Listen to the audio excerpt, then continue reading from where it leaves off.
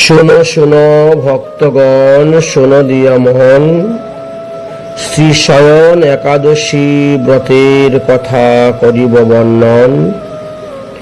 আগামী 8ই শ্রাবণ 1433 বঙ্গাব্দ শনিবার শ্রী শয়ন একাদশী ব্রত পড়েছে, অর্থাৎ 25শে জুলাই 2026 খ্রিস্টাব্দ শনিবার শ্রী শয়ন একাদশী ব্রত করতে হবে। ওই দিন হইতেই চাতুর্মাস্য ব্রত আরম্ভ হয়ে যাবে। সন্ধ্যার সময় শ্রীহরি শয়ন করবেন। তার পরের দিন অর্থাৎ 9 শ্রাবণ 1433 বঙ্গাব্দ রবিবার বা 26শে জুলাই 2026 খ্রিস্টাব্দ রবিবার সূর্য উদয় হওয়ার পর সকালে 9:32 মধ্যে শয়ন একাদশী ব্রতের পালন করিতে হইবে। তো যারা নির্জলা ব্রত করবেন তাদের জন্য সংকল্প মন্ত্র এখানে দেওয়া আছে, সংকল্প মন্ত্র দেখে পাঠ করে নেবেন। আর ব্রতের পালনের দিন যে মন্ত্র দেওয়া আছে সেটাও দেখে আপনারা পালন করে নেবেন। এবার তিথি বিস্তারের কথা কিঞ্চিত আলোচনা করি, না হলে আবার অনেকের মনে সংশয় হয়ে যায়, কবে আরম্ভ হলো, কবে ছাড়লো, কবে কি হলো। তিথি বিস্তারের কথা আলোচনা করতে গেলে 7ই শ্রাবণ 1433 বঙ্গাব্দ বা 24শে জুলাই 2026 খ্রিস্টাব্দ শুক্রবারে দশমী দিবা 10:34 পর্যন্ত, তারপরে একাদশী লেগে গেছে। অনুরাধা নক্ষত্রযুক্ত এদিন আবার শ্রী জগন্নাথ দেবের উল্টা রথ, পূর্ণ রথযাত্রা, সেদিন দশমী, তারপরের দিন একাদশী, অর্থাৎ 8ই শ্রাবণ 1433 বঙ্গাব্দ শনিবার বা 15 জুলাই 2026 খ্রিস্টাব্দ শনিবার শ্রী শয়ন একাদশী ব্রত অবশ্যই পালন করিবেন। ওই দিন একাদশী ব্রত আছে দুপুর 12:14 পর্যন্ত, তারপরে দ্বাদশী লেগে গিয়েছে। সুতরাং একাদশী সংযুক্ত দ্বাদশীতেই ব্রত আচরণ পালন করা হবে। তারপরের দিন অর্থাৎ 9ই শ্রাবণ 1433 বঙ্গাব্দ বা 26শে জুলাই 2026 খ্রিস্টাব্দ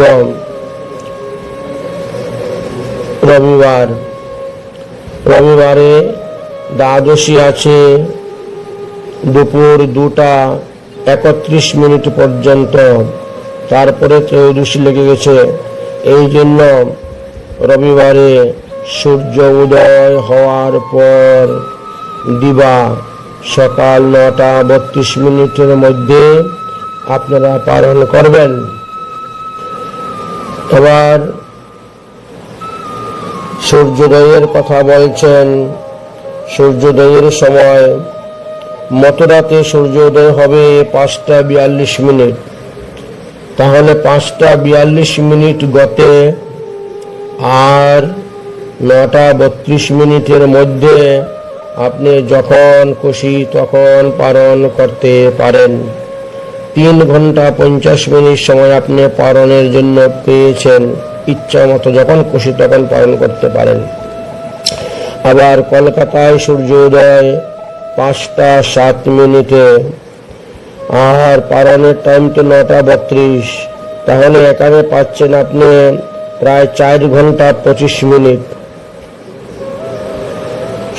কলকাতায় পশ্চিমবঙ্গে যারা আছেন তারা সকাল সূর্যোদয় হচ্ছে 5:07, তো 5:07 গতে আর 9:32 মধ্যে পালন করবেন।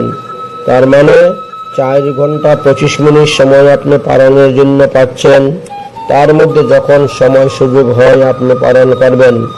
কিছু কিছু লোক একটু ভুল করেন, তারা 9:32 পারণ লেখা আছে, সকাল থেকে কোনো কিছু না খেয়ে 9:32 অপেক্ষায় বসে থাকে। ওরকম ভাবে বসার কোনো প্রয়োজন নেই। এখানে এত মিনিট গতে, এত মিনিটের মধ্যে পালন করতে হবে, এটা মনে থাকে যেন। রাধে রাধে। একাদশী ব্রতের পালন করব, রাধে রাধে। একাদশী ব্রতের সংকল্প মন্ত্র হলো একাদশ্যাং নিরাহার স্থিতা অহম অপরে অন্যিনী ভক্ষ্যামি পুণ্ডরীকাক্ষং শরণাম মে ভবশ্চুতে। এই মন্ত্র বলে ভগবানের চরণে নেবেন। পালন করার সময় একটি মন্ত্র আছে, সেই মন্ত্র আপনারা অবশ্যই সেটাকে আপনারা লক্ষ্য রেখে করবেন। যেমন মনে করেন একাদশী আদি ব্রত সমর্পণ মন্ত্র হল অজ্ঞান তিমিরান্ধস্য ব্রতে অনেন কেশব প্রসিদ্ধ সন্মুখ নাথ শুদ্ধ ভক্তি প্রদীয়তাম তব প্রসাদ স্বীকারাৎ কৃত্যং ইয়ৎ পারণং ময়া ব্রতে অনেন সন্তুষ্ট স্বস্তি ভক্তিং প্রয়েষ্ঠতবে। এই কথা বলে আপনারা মহাপ্রসাদ পালন করবেন। অথবা এও বলতে পারেন মহাপ্রসাদে গোবিন্দে নাম ব্রহ্মণি বৈষ্ণবে স্বল্প পুণ্যবতাং রাজং বিশ্বাস্য নৈব জায়তে শরীর বিদ্যা জাল জনন্ডিয় তাহে কালো জীবে পেলে বিষম সাগরে তার মধ্যে জিহ্বাবতী দুভময় সুদূরমতি তারুতে যা কঠিন সংসারে কৃষ্ণ বড় দয়াময় পরিবারের দিব্যার জয় সপ্রসাদ অন্ন দিলেন ভাই সেই অন্নামৃত পাও রাধা কৃষ্ণের গুণ গাও প্রেমে ডাকো চৈতন্য নিতাই রাম কহ সুখ বজে কৃষ্ণ কহ দুঃখ যায় মহিমা মহাপ্রসাদ পাও সাধু প্রেম সে প্রীতি লাগাই। এইভাবে মন্ত্র উচ্চারণ করে মহাপ্রসাদ মুখে দিয়ে পালন করবেন। রাধে রাধে। আনন্দ রূপায় বিশ্ব উৎপত্তাদি তবে তাপত্রয় বিনাশায় শ্রীকৃষ্ণায় বয়ম নমঃ। সুধী ভক্তবৃন্দগণ, আজকে হলো শয়ন একাদশী ব্রত। এই শয়ন একাদশী দিবসে ভগবান ক্ষীরসাগরে গিয়ে শয়ন করেন এবং 4 মাস শয়ন করার পরে উত্তন একাদশীতে তিনি শয়ন থেকে উঠেন। এই জন্য এই 4 মাসকে চাতুর্মাস্য বলা হয়। এই চাতুর্মাস্যে আমাদের কি কি গ্রহণীয়, কি কি বর্জনীয় এবং কি কি করণীয়, এই বিষয়ে হরিভক্তি বিলাসে বিস্তারিতভাবে আলোচনা করে গিয়েছেন। হরিভক্তি বিলাসের 15 বিলাস আপনারা দেখতে পাবেন, সেখানে চাতুর্মাস্য ব্রত সম্পর্কে আলোচনা করে গিয়েছেন।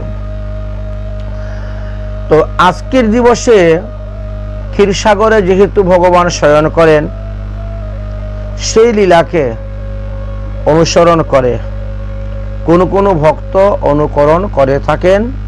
আমরা বিভিন্ন স্থানে এটা দেখতে পাই, যেমন বদ্রীবিশাল বদ্রীনাথ মন্দিরে বা বিষ্ণুকাঞ্চিতেও সেটা অনুষ্ঠিত হয়ে থাকে। কর্ণাটকে বিষ্ণুকাঞ্চিতে আমরা স্বচক্ষে দেখেছি।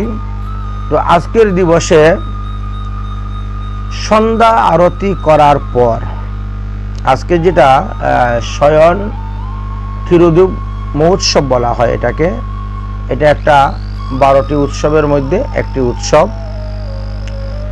তো আজকে সন্ধ্যার সময় আরতি করার পরে তত নিরাজস্য কৃষ্ণস্তু নবজানেন বৈষ্ণব সমঙ্গীতাদি ঘোষেন নয়েতে পুণ্যম জলাশয়ে।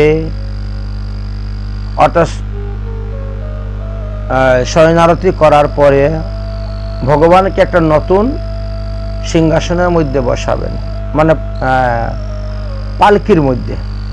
নবজান নর জানেন, নর জানেন মানে পালকির মধ্যে বসাবেন।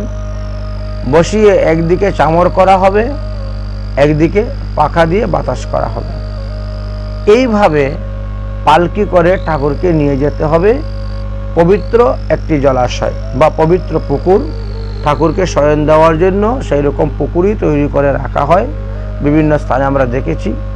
এবং গীত ও বাদ্য সমারোহে শঙ্করধ্বনি, উলধ্বনি, জয়ধ্বনি এইভাবে দিয়ে দিয়ে ভগবানের স্তুতি পাঠ করে, ভগবানের নাম সংকীর্তন করে, উচ্চধ্বনি জয়ধ্বনি দিয়ে শয়ন একাদশীর মতন ভগবান যেমন ক্ষীরসাগরে শয়ন করেন সেই লীলার অনুকরণ আপনি আপনার বাড়িতে করতে পারবেন। পবিত্র একটি জলাশয়ের মধ্যে নিয়ে গেলেন, নেওয়ার পরে কি করলেন, জলাশয়ের তীরে পালকিটাকে রাখলেন। রাখার পরে তত পুষ্পাঞ্জলি দৈত্যা জানারুদ্ধাম চ প্রভু সংপ্রাপ্তম হস্তম দয়া চ তীরে সমুপবেশায়েত। অর্থাৎ সেখানে ভগবানকে পূজা করবেন, পুষ্পাঞ্জলি অর্পণ করবেন, তারপরে সেই পালকি হইতে নামাবেন। পালকি থেকে নামিয়ে ভগবানের হস্ত ধুইবেন, ভগবানের পদপ্রক্ষালন করাবেন, ভগবানকে পুজো করবেন, আরতি করবেন, মিষ্টি দ্রব্য দ্বারা ভোগ দিবেন। ধ্রৌতাগেনে প্রাণীরা আচরন্ত কৃত্যাম সংকল্প মাত্মনি দেবী চ নৈশ্যম আচার্যম স্নাপয়েত যথাবিধি। তারপরে যিনি পুরোহিত তিনি নিজে অঙ্গন্যাস করন্যাস আদি করবেন, ঠাকুরকে অঙ্গন্যাস করন্যাস আদি করাবেন, তারপরে ষোড়োপচারে পূজা করবেন, তারপরে সংকল্প মন্ত্র পাঠ করবেন, তারপরে ঠাকুরকে এই শয়ন মানে জলের মধ্যে শয়ন দিবেন। সংপারতে জলমধ্যে তু দেবং সংপ্রাপ্তায় সুকাম গন্ধ পুষ্পা দেবী আচর্য মহাপূজা সমারোহে। এইভাবে অতি আনন্দের দায়িত্ব মহাসমারোহে ভগবান বিষ্ণুকে বলবেন, হে মহাবিষ্ণু আপনার জয় হোক, হে জগৎপতি আপনার জগতের প্রতি অনুকম্প প্রদর্শন করুন। এই বাক্য সম্যক বিধানে প্রার্থনাপূর্বক প্রভুকে শরীরের অভ্যন্তরে সুখে স্নান করাইয়া গন্ধাদি দ্রব্যের দ্বারা মহাপূজা করিয়ে ঠাকুরকে শয়ন দেওয়া হয়ে থাকে। এই উৎসবটিকেই শয়ন একাদশী উৎসব বলা হয়ে থাকে। তো বিভিন্ন স্থানেই আমরা বিভিন্ন ভক্তদেরকে দর্শন করেছি, তারা এইভাবে এই শয়ন একাদশী ব্রত পালন করিয়া থাকেন। আপনারা হরিভক্তি বিলাসের পণ্ডবিলাস করলে পরেই পণ্ডবিলাসের ৫৫ নম্বর শ্লোক হইতেই এই বিষয়ে বিস্তারিত বর্ণনা করা আছে, আমরাও সেই বিষয়ে আস্বাদন করতেছি। সুপ্তে তৈ জগন্নাথ জগত সুপ্তে ভবে দীনাম বিধুষে বিধুর্দিত বিধুর উদ্ধত প্রসন্ন মে ভবাশ্চ্যুতে ইতি আশ্বাস প্রভু অগ্রে গৃহীত্বা নিয়মম ব্রতে চাতুর্মাস্যাত কর্তব্য কৃষ্ণ ভক্তি বিবির্ধিতে। তাহলে এখানে সিদ্ধান্ত কি বলা হলো, ভগবানকে তখন প্রার্থনা করবেন, হে দেব আপনি শ্বেতদ্বীপের অভ্যন্তরে ফনা মণি বিরাজিত অনন্ত স্বরূপ মানে অনন্ত নাগসজ্জার উপরে পালঙ্ক পরি নিদ্রিত হন, আপনাকে নমস্কার করি। ভগবানের চরণে প্রার্থনা করবেন, হে জগৎপতে আপনি নিদ্রিত হইলে এই বিশ্ব সংসার প্রসুপ্ত হয় এবং আপনি জাগরিত থাকিলে এই সংসার জগৎ প্রবুদ্ধ হয়ে থাকে। হে উচ্চত মত প্রতি প্রসন্ন হন। ব্রতীজন এই প্রকারের আশ্বাস বাক্য গ্রহণ পূর্বক দেবদেবকে দণ্ডবত প্রণাম করিয়া দেবদেবর পুরুভাগে অবস্থান করত হরি ভক্তি বৃদ্ধার্থে চাতুর্মাস্য ব্রত ক্রিয়ার নিয়ম গ্রহণ করিবেন। এটা হলো চাতুর্মাস্য ব্রত, তারপরে গ্রহণ করা হয়ে গেল। যেহেতু আজকে থেকেই এই চাতুর্মাস্য ব্রত আমাদের আরম্ভ হয়ে যাবে, অতএব এই চাতুর্মাস্য ব্রত নিয়ম নিরূপণ কাল সম্পর্কে সন্নত কুমারের উক্ত আছে। তিনি বর্ণন করিয়া গিয়াছেন যে ভক্তিমান হইয়া শয়ন একাদশী বা কর্কট সংক্রান্তি অথবা আষাঢ়ী পূর্ণিমা থেকে চাতুর্মাস্য ব্রত আরম্ভ করিবেন। অর্থাৎ যদি কেউ পারেন আজকে থেকে ব্রত আরম্ভ করবেন, যদি কেউ আজকে ধরতে না পারেন তাহলে কেবল সংক্রান্তি থেকে, আর যদি না পারেন তাহলে ওই যে গুরু পূর্ণিমা থেকে আপনাকে অবশ্যই ব্রত ধরতে হবে। সন্নত কুমার সংহিতাতে এইভাবে লেখা আছে যে একদশান্ত গৃহায়াত সংক্রামণ কর্কটেস্থ আষাঢ়ে বা নরো ভ্রক্তাম চাতুর্মাস্য দিতম ব্রতের। অর্থাৎ আজকের এই শয়ন একাদশী থেকে আপনি ব্রত আরম্ভ করতে পারেন, অথবা গতকালকে যে কর্কট রাশিতে সূর্য গমন করেছে, সংক্রান্তি হয়েছে, আষাঢ় সংক্রান্তি, সেইটার থেকেও আপনি ব্রত আরম্ভ করতে পারেন, অথবা সামনে যে গুরু পূর্ণিমা আসতেছে এই গুরু পূর্ণিমার দিন থেকেও আপনি এই ব্রত আরম্ভ করিতে পারেন। এইভাবে তিনটি সময়ের দেওয়া হয়েছে। তারপরে কি বললেন, আপনি যখন চাতুর্মাস্য ব্রত আরম্ভ করবেন তখন সংকল্প মন্ত্র পাঠ করবেন, ভগবানকে কি বলবেন, চত্বার বার্ষিকাং মাসনম দেবস উত্থানপনাবিধি ইদনম করিষ্যে নিয়মম নির্বিঘ্নম করু মে অচ্যুত ইতিহি। ভগবানের কাছে প্রার্থনা করবেন। কি প্রার্থনা করবেন, হে জগৎপতে আমি আপনার ব্রত করিতেছি, হে অচ্যুত সম্বরেষু চাতুর্মাস্য, অর্থাৎ এই বৎসরের চাতুর্মাস্য আমি ব্রত করব। আপনি যতদিন পর্যন্ত শয়ন করবেন উত্থান একাদশী যাবতই আমি একইভাবে এই নিয়ম পালন করিয়া যাইব, আমার যাতে ব্রতের কোনো বিঘ্ন না হয় এই জন্য আপনি নিজ গুণে কৃপা করে আমার ব্রতের সমস্ত বিঘ্নকে আপনি দূর করিবেন। তারপরে এইবার চাতুর্মাস্যের আপনি কি কি নিয়ম পালন করবেন সেই বিষয়ে আমরা এখন বলবো, যে চাতুর্মাস্যতে আপনাকে কি কি নিয়ম পালন করিতে হইবে।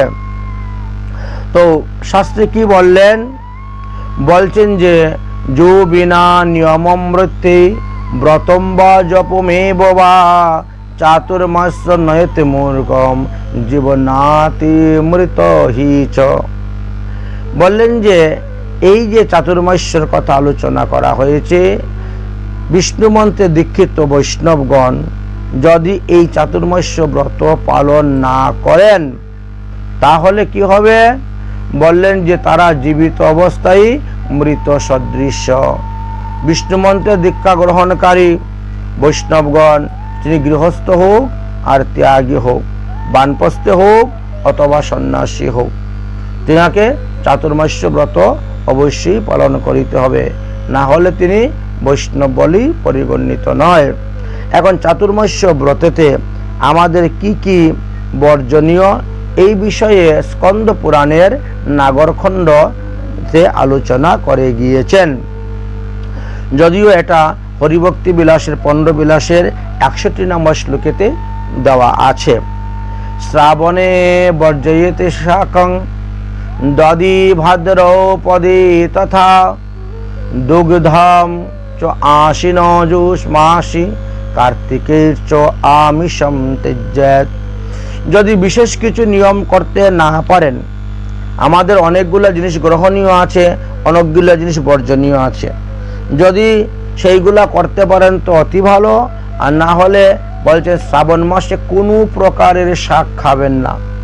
কেউ কেউ আপনাদেরকে বলবে যে কলমি শাক খাওয়া বর্জন, অন্যান্য শাক খাওয়া যাবে, কিন্তু এই শ্লোকেতে সম্পূর্ণভাবে বলে দিয়েছেন শাক বর্জন, ওটা কলমি শাক আর পালং শাক এরকম কোনো বিভক্ত করে বলেন নাই।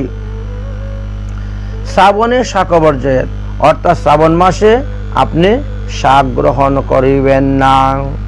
ভাদ্র মাসেতে দধি গ্রহণ করবেন না। আশ্বিন মাসেতে দুগ্ধ গ্রহণ করবেন না।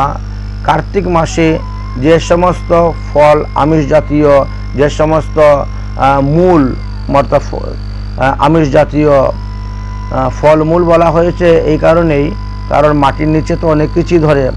আলু যেমন মাটির নিচে ধরে, বাদাম যেমন মাটির নিচে ধরে, পেঁয়াজটাও সেরকমই ধরে মাটির নিচে, রসুনটাও মাটির নিচে ধরে। এই জন্য বলা হয়েছে ফল মূল মধ্যে বা যতটা আমিষ দ্রব্য আছে সেটাকে ত্যাগ করতে হবে। তাছাড়াও আরও অন্যান্য দ্রব্যের কথাও এখানে আলোচনা করা আছে, সেই বিষয়েও আমরা বলবো কি কি বস্তু এই 4 মাস আমাদের গ্রহণ করলে হরিভক্তি বর্ধিত হইবে না। হরিভক্তি বর্ধন করার জন্যই এই চাতুর্মাস্য ব্রত। এই চাতুর্মাস্য ব্রত যারা করেন তারা সমস্ত পাপ থেকে মুক্ত হয়ে তারা নিত্যধাম হরিমন্দিরে গমন করেন, নিত্য গোলকধামে গমন করিয়া থাকেন। এই জন্য এই চাতুর্মাস্য ব্রতের কথা বলেছেন। তাই যারা প্রসাদভোজী নয়, যারা গৃহস্থ আশ্রমে আছেন মৎস্যভোজী, তাদেরকেও বলা হয়েছে 4 মাস তোমরা এইভাবে ব্রত করবে। হ্যাঁ, এই যে শ্রাবণ মাস, ভাদ্র মাস, আশ্বিন মাস, কার্তিক মাস, এই 4 মাসেই বলছেন এইভাবে তোমরা ব্রত করো, এতে ভালো হবে। এই 4 মাস আমিষ বর্জন ত্যাগ অতি উত্তম। যদি 4 মাস কেউ না পারে আমিষ বর্জন ত্যাগ করতে, তাহলে অন্ততপক্ষে কার্তিক মাসে তো সম্পূর্ণ প্রকারের আমিষ দ্রব্য বর্জনের কথা বলেছেন। তারপরে আর কি নিয়ম বলছেন, নিষ্পাবানং রাজমাসঞ্চৌ সুবিতে দেব জনার্দনে, যে ভুক্ষন্তি বিপ্রেন্ড সপাচ অধিকম হিস। শ্রীহরি যতক্ষণ পর্যন্ত শয়নে থাকবেন, ভবিষ্য পুরাণে বললেন ততক্ষণ পর্যন্ত আপনি নিয়ম করে ব্রত পালন করবেন, নিয়ম করে জপ করবেন, নিয়ম করে স্নান করবেন। যে কোনো একটা নিয়ম পালন করবেন। অধিকন্ত নদোষায়, যদি বহু বেশি নিয়ম করতে পারেন সেটা আপনার জন্যই ভালো, এটা দোষের কোনো কারণ নেই। আর না পারলে যে কোনো একটা বা দুটা নিয়ম অবশ্যই পালন করবেন। যে সমস্ত মূর্খগণ বিষ্ণু মন্ত্রে দীক্ষা গ্রহণ করে সম্প্রদায়ের অন্তর্গত সদ্গুরু চরণাশ্রয় করা সত্ত্বেও, সদাচার পালন করা সত্ত্বেও চাতুর্মাস্য ব্রত পালন করেন না, সেই সমস্ত মূর্খের কথা বলছেন, তারা জীবিত অবস্থায় মৃততুল্য জানিবেন। স্কন্দ পুরাণের নাগরখণ্ডেই আমাদেরকে বললেন যে শ্রাবণ মাসে কোনো প্রকারের শাক খাবেন না, ভাদ্র মাসে কোনো প্রকার দধি খাবেন না, আশ্বিন মাসে কোনো প্রকার দুগ্ধ খাবেন না, আর আশ্বিন মাসে কার্তিক মাসে কোনো প্রকারের আপনি আমিষ দ্রব্য গ্রহণ করবেন না। এছাড়াও ব্রহ্মনারদ সংবাদের মধ্যে আরো সুন্দরভাবে বর্ণনা করে গিয়েছেন। সেখানে বললেন যে যতক্ষণ পর্যন্ত ভগবান শয়ন অবস্থায় থাকবেন ততক্ষণ পর্যন্ত আমাদেরকে শিম খাওয়া নিষেধ, রাজমা খাওয়া নিষেধ। অর্থাৎ রাজমা বলতে বরবটিকে বোঝানো হয়। রাজমা একটা ফরাস বিচির মতন থাকে, বরবটিকে বোঝানো হয়। যারা এই সমস্ত দ্রব্য ভক্ষণ করেন এদেরকে শাস্ত্রে চণ্ডাল হইতে অধিক নিকৃষ্ট বলিয়া উল্লেখ করিয়াছেন। অতএব এটা কখনো গ্রহণ করিবেন না। তারপরে শ্লোকে আমাদের কি বললেন, শীর্ণ নারদ, এটা বিষ্ণু রহস্য নামক গ্রন্থে বলছেন, শীর্ণ নারদ তৎস্নোতে চাতুর্মাস্য ব্রত ক্রিয়া যা নির্বিত নরো ব্রকেতা প্রয়শ্চন্তি পরমাগতি। এই চাতুর্মাস্য ব্রতের দ্বারা কি হয়, পরম গতি মানুষ লাভ করতে পারে। যারা নিয়ম পালন করে না, বিশেষ করে কার্তিক মাসেও রাজমা বরবটি গ্রহণ করেন, তাহলে তাদেরকে আপ্রলয় কাল পর্যন্তই নরকে পতিত হইতে হয়। জনার্দন যতক্ষণ সুপ্ত থাকিবেন ততক্ষণ পর্যন্ত কলিঙ্গ খাওয়া নিষেধ। কলিঙ্গ বলতে ওটা এক ধরনের বৃক্ষ জাতীয় শাকের কথা বললেন, যে এটা কখনো খাওয়া যাবে না। ব্রতানি বৈষ্ণবানি চং মুন্যম বাপি চকর্ষিতম নরস্য ক্ষয়মাপ্নতি পাপং জন্ম শতোদ্ভব। এই সমস্ত যে সমস্ত দ্রব্য শাস্ত্রে নিষেধ করা আছে, সেই সমস্ত দ্রব্য যারা গ্রহণ করবে তাদেরকে বহু বৎসর পর্যন্ত নরকে ভোগ করিতে হইবে। যেমন কলিঙ্গানি পটলানি বৃত্তানক সন্দেতিশ্চ এতানি বুক্ষয়স্তু সুপ্ততি দেব জনার্দনে সপ্ত জন্ম অর্জিত পুণ্যম হরির নাস্য সংশয়। তাহলে কালিঙ্গ হলো এক ধরনের বৃক্ষ, শাক জাতীয় জিনিস, এটা কখনো খাওয়া যাবে না।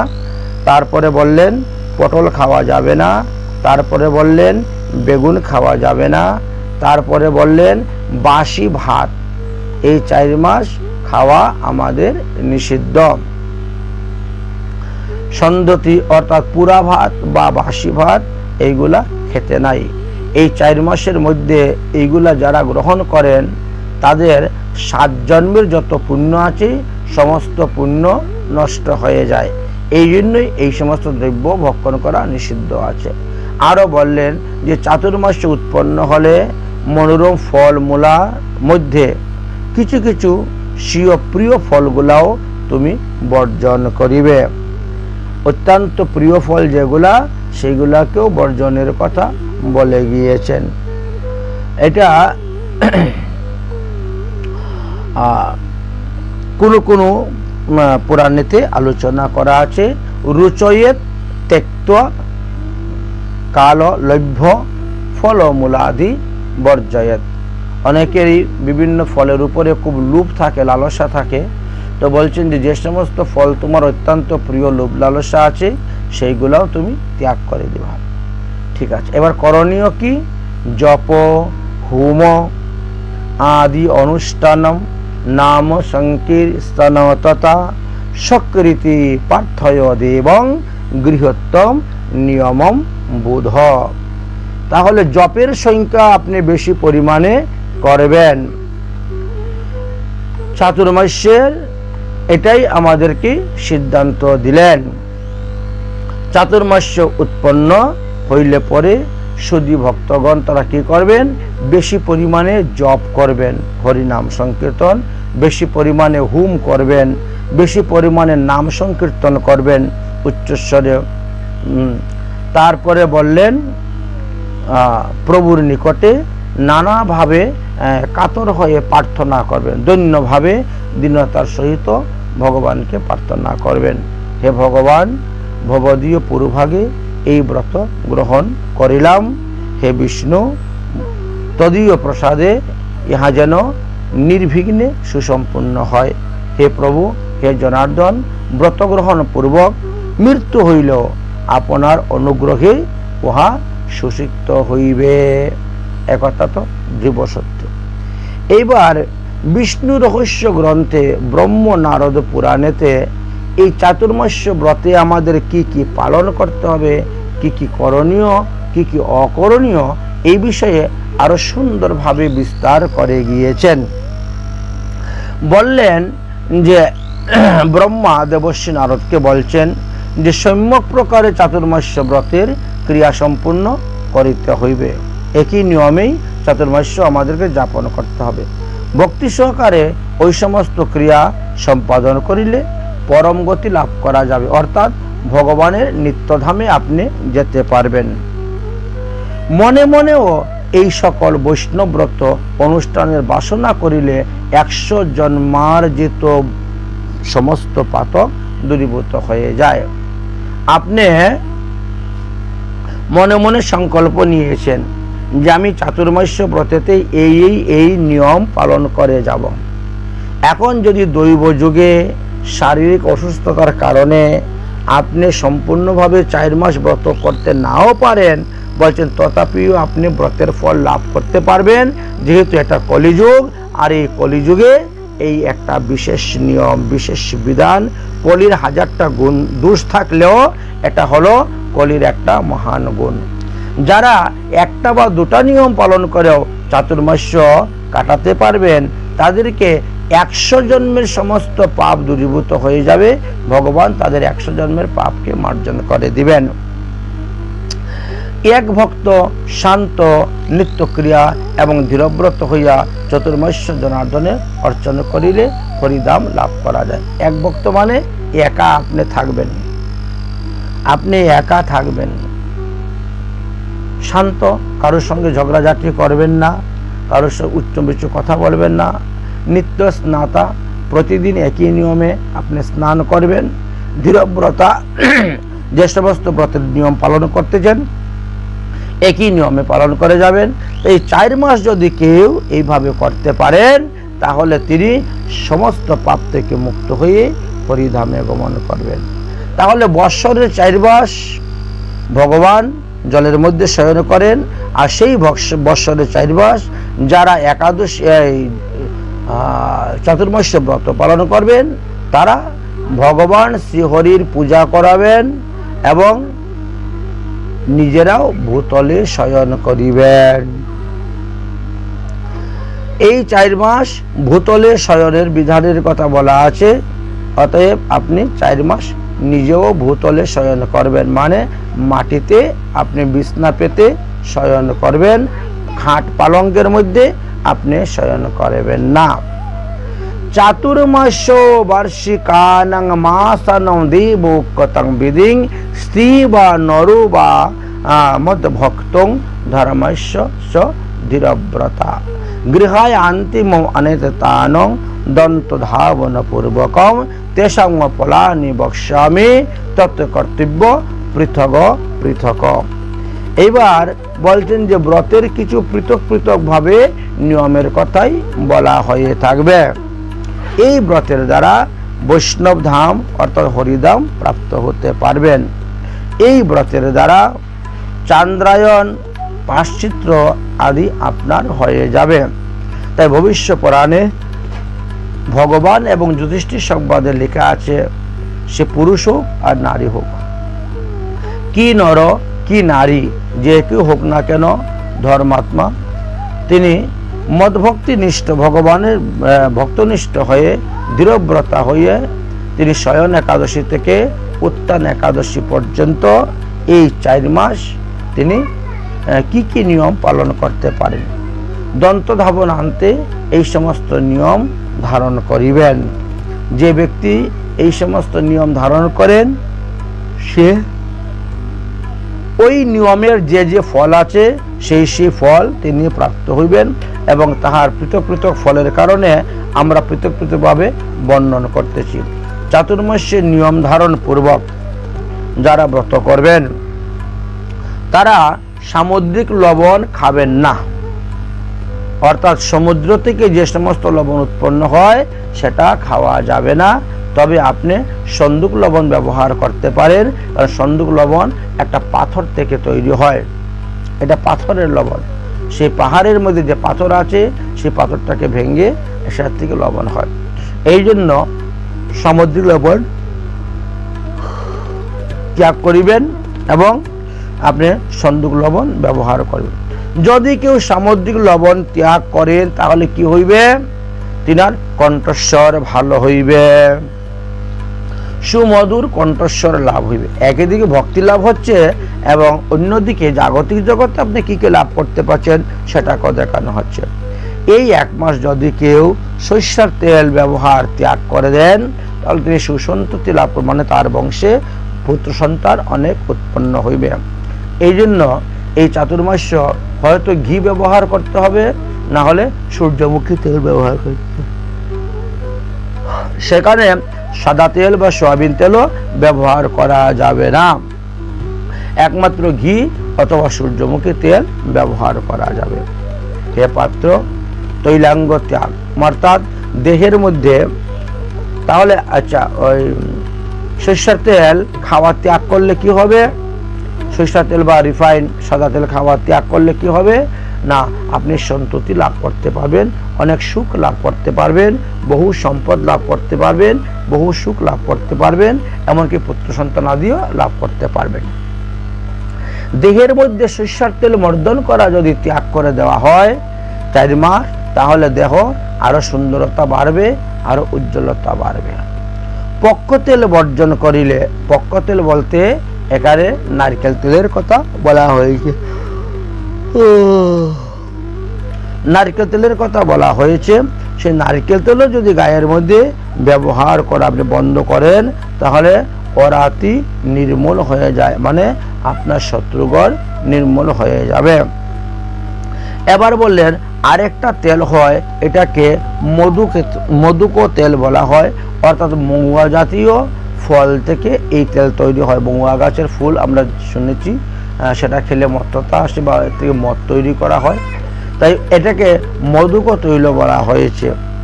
ওই তেলও বর্জন করিবার কথা বলছেন। এই তেল যারা গ্রহণ করিবে, তারা এই তেল বর্জন করিবে, তারা বিপুল সৌভাগ্যশালী হইতে পারিবে। তাহলে মহুয়া ফল থেকে উৎপন্ন জাত তেলকে বর্জন করিলে বিপুল সৌভাগ্য লাভ করা যায়, মানে ঈশ্বরের কৃপা লাভ করা যাবে। এইবার বলছেন কুসুম সম্মুখ ত্যাগ করিলে সুরপুরে বিদ্যানগর, মানে উত্তম শয্যা, স্ত্রী সহবাস ইত্যাদি ত্যাগ করলে পরে আপনি বিদ্যাধর দেহ লাভ করে আপনি বিদ্যাধর সঙ্গে বিদ্যাধরের পুর সুরপুরে গমন করিতে পারিবেন। যিনি যুগশিক্ষারত হন তাহার ব্রহ্মপদ লাভ হইয়া থাকে এই 4 মাসের মধ্যেই। যে সমস্ত ভক্তগণ কটু, কলম, তিক্ত, মধু, খার এবং কষায় জাতীয় রসসমূহ ত্যাগ করিবেন, কখনো তাহাদের দেহের মধ্যে কোনো বিরূপতা প্রাপ্ত হইবে না, এবং যাহারা অভয়কে তাদের দেহের মধ্যে কখনো দুর্গন্ধ জন্মাবে না, তাদের দেহ থেকে কখনো দুর্গন্ধ বেরোবে না, তাদের শরীর হইতে অবয়ব হইতে সুগন্ধ বেরোবে। যেরকম মৎস্যগন্ধা থেকে তিনি দ্বিজনগন্ধা হয়ে গিয়েছিলেন, পদ্মগন্ধা হয়ে গিয়েছিলেন সত্যবতী, সেইভাবে যারা এই ব্রত পালন করবেন তাদের শরীর থেকে কোনো প্রকার দুর্গন্ধ বেরোবে না। এই 4 মাস যারা পান সুপারি খাওয়া ত্যাগ করবেন, অর্থাৎ তাম্বুল ভোজন ত্যাগ করবেন, সেই ব্যক্তি নির্মলতা প্রাপ্ত হইবেন। যারা অপক্ষ দ্রব্য ত্যাগ করবেন তিনিও নির্মলতা প্রাপ্ত হইবেন। পদে বা মস্তকে তৈলবর্ধন মর্জন করিলে সুদীপ্ত তিনি হইতে পারিবেন, এবং মধু বা দক্ষ দ্রব্য ত্যাগ করিলে দীপ্তপদ হয়ে থাকে, অর্থাৎ তাহার চরণোদয় দিব্য সুশোভিত হইয়া থাকে। দধি, দুগ্ধ, তর্ক অর্থাৎ ঘুল বর্জন করিলে গোলকধাম প্রাপ্ত হওয়া যায়। এই জন্য বললেন স্থলীপক্ষ ত্যাগ করিলে দেবরাজ্যের অতিথি লাভ করা যায়। পক্ষ, অগ্নিপক্ষ দ্রব্য যদি কেউ ত্যাগ করেন তাহলে তিনিও দীর্ঘ শান্তি সুখ লাভ করিয়া থাকেন। দরাশয্যা বা পাষাণে মানে পাথরের উপরে যদি কেউ শয্যা করেন তাহলে তিনি হরির অনুচর হইয়ে হরিধামে অবস্থান করিবেন। যারা এই 4 মাস মধু ত্যাগ করিবেন বা মৎস্য ত্যাগ করিবেন, মাংস ত্যাগ করিবেন, তারা পরজন্মে মুনি ঋষি হয়ে জন্মগ্রহণ করিবেন, তারা মুনি ঋষি হইবেন। যারা এই 4 মাস সুরাপান ত্যাগ করিবেন অর্থাৎ মদ্যপান ত্যাগ করিবেন, তারা কোনো রোগ সুখ ব্যাধিতে ভোগ করতে হইবে না, রোগ সুখ বিহীন হইবেন, মহা তেজস্বী হইবেন। এবং যে সমস্ত ব্যক্তিগণ দিনের শেষ বেলায় মানে একদিনের মধ্যে একবার মাত্র আহার করছেন, তাও দিনান্তে আহার করেন, তাহলে তিনি ব্রহ্মলোকে যাইবেন এবং ব্রহ্মার মতো সম্মান তিনি প্রাপ্ত হইয়া থাকিবেন। নখ এবং লোম যদি 1 মাস যাবৎ কেউ না কাটে, অর্থাৎ চুল দাড়ি মুছ নখ যদি কেউ ধারণ করে রাখেন, তাহলে প্রতি দিবসেই তিনি গঙ্গা স্নানের ফল লাভ করিতে পারিবেন। এই 4 মাস যদি কেউ মৌনব্রত ধারণ করিয়া শ্রীহরির ভজন করেন, তাহলে তিনিও অনন্ত ফল লাভ করতে পারিবেন।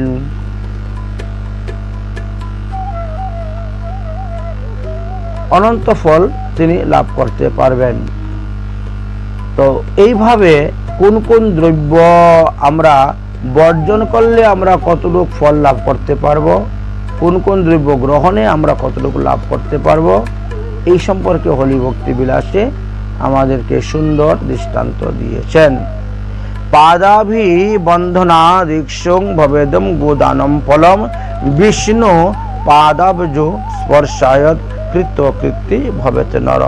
বিষ্ণু দেবালয় কুর্যাৎ দুষ্প্রাপ্যম মাঞ্জনে কল্পস্তয়ী ভবেত রাজা সনরু নাত্র সংশয়। প্রদক্ষিণ ত্রয়োকৃতা যত্রুষা স্তুতিপাঠক হংস যুক্ত বিমানেন সচ বিষ্ণু পদম ব্রজম। গীতবাদ্য করো বিষ্ণু গন্ধর্বলোক মাপ্নুতি। পুষ্পমালা কুলাং পুঞ্জা কৃত্যাং বিষ্ণু পুনর্ব্রজেত। এইভাবে অনেক অনেক নিয়মের কথাই বলে গিয়েছেন। আমরা তাহার বাংলা অনুবাদ করে আপনাদেরকে বোঝাবার চেষ্টা করব। তাহলে যদি মাটির পাত্রেতে তিনি কেউ এই 4 মাস আহার গ্রহণ করেন, অথবা সমস্ত পাত্রই তিনি ত্যাগ করে দেন, অর্থাৎ স্টিলের হোক, কাঁসার হোক, পিতলের হোক বা মাটির হোক, লোহার হোক, অ্যালুমিনিয়াম হোক, এই সমস্ত পাত্র যারা ত্যাগ করে দিবেন তারা অধিপত্য লাভ করে, অর্থাৎ আগামী মন্বন্তরে তারা দেবরাজ ইন্দ্র হইতে পারবেন। আগামী জন্মেতেও তারা উত্তম কুলে জন্মগ্রহণ করে বহু ভূ সম্পত্তির মালিক হইতে পারবেন। যাহারা এই চাতুর্মাস্য নমো নারায়ণ বা প্রত্যেকে নিজ নিজ মন্ত্র ইষ্টদেবের মন্ত্র জপ করিবেন, অন্যান্য মাসের জপ থেকে প্রতি দিবসে তিনি শতগুণ বেশি ফল লাভ করিতে পারবেন। শ্রীহরির চরণ বন্ধন করিলে এই 4 মাস, তাহলে গোদানের ফল লাভ করা যায়। হরির চরণ কমল স্পর্শ করিলে কৃতকৃতার্থ হওয়া যায়। হরি মন্দিরের উপলেপ মানে মন্দির ঝাড়ু দিয়ে পরিষ্কার করলে বা কাপড় দিয়ে জল দিয়ে মুছে দিলে হরি মন্দির উপলেপন প্রধান বা মার্জন করিলে নিঃসন্দেহে কল্পকাল পর্যন্ত তিনি বিষ্ণুপদ মানে নৈপ্যপদ মানে রাজপদ প্রাপ্ত হইয়া থাকিবেন। যারা এই 4 মাস প্রতিদিন স্তব স্তুতি পাঠ করিবেন, প্রতিদিন 12 বার স্তব স্তুতি পাঠ করিবেন, প্রদক্ষিণ করিবেন, হংসযানে আরোহণ পূর্বক তিনি হরি মন্দিরে গমন করিবেন। হরি মন্দিরে গীত বাদ্য করিলে এই 4 মাসের মধ্যে যারা করবেন গন্ধর্ব লোক তিনি প্রাপ্ত হইবেন। প্রত্যহ শাস্ত্র অনুসারে মানবগণকে এই সমস্ত নিয়ম পালন করা প্রয়োজন। ব্যাসরূপী ভগবান বললেন যে এই সমস্ত নিয়মের দ্বারা কি হবে, অন্তিমে তারা হরিধাম প্রাপ্ত হইবে।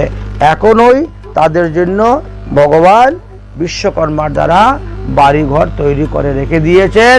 এই দেহ পতন হওয়ার পরে তারা নিত্য দেহ প্রাপ্ত হইবেন এবং দিব্য বিমানে বসে নিত্যধামে যাইবেন।